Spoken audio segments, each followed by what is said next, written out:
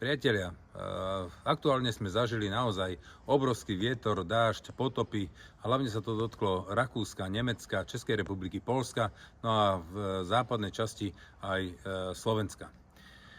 Našťastie to neudrelo u nás tak silno, ako u našich západných susedov. Ale musím povedať, že už z tohto je vidieť, že naozaj tá klíma sa mení. A ten, kto tvrdí, že sa klíma nemení, tak asi nechodí po vonku a je niekde uzavretý v nejakej bubline. Ja teraz nebudem polemizovať nad tým, že či dôsledok tej zmeny klímy je len ľudská činnosť, alebo je to prirodzený cyklus, ktorou Zem má. Ale v každom prípade je jasné, že táto klíma sa mení. No a musíme na to ako my, ako ľudia reagovať, aj štáty európske, alebo vôbec všetky štáty na svete by mali na toto reagovať a mali by sme sa k tomu nejako postaviť. Ale doporučujem, aby sme sa k tomu postavili so zdravým rozumom. So zdravým rozumom, o čom hovorím?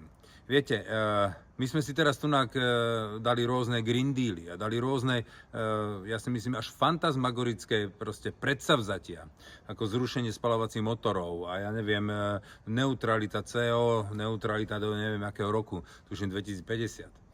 A toto môže viesť, niektoré neuvážené kroky môžu viesť k absolútnemu rozvratu ekonomiky celej Európskej únii. Pozrite sa, ako dopadol dnes, alebo ako dopadá automobilový priemysel. My sme na ňo priamo závislí.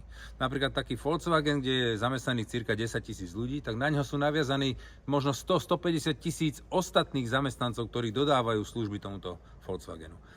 A tento rok myslím, že je to prvýkrát, keď sa do Číny doviezlo menej aut, ako sa z Číny vyviezlo. A presne týchto hybridov alebo elektrických aut.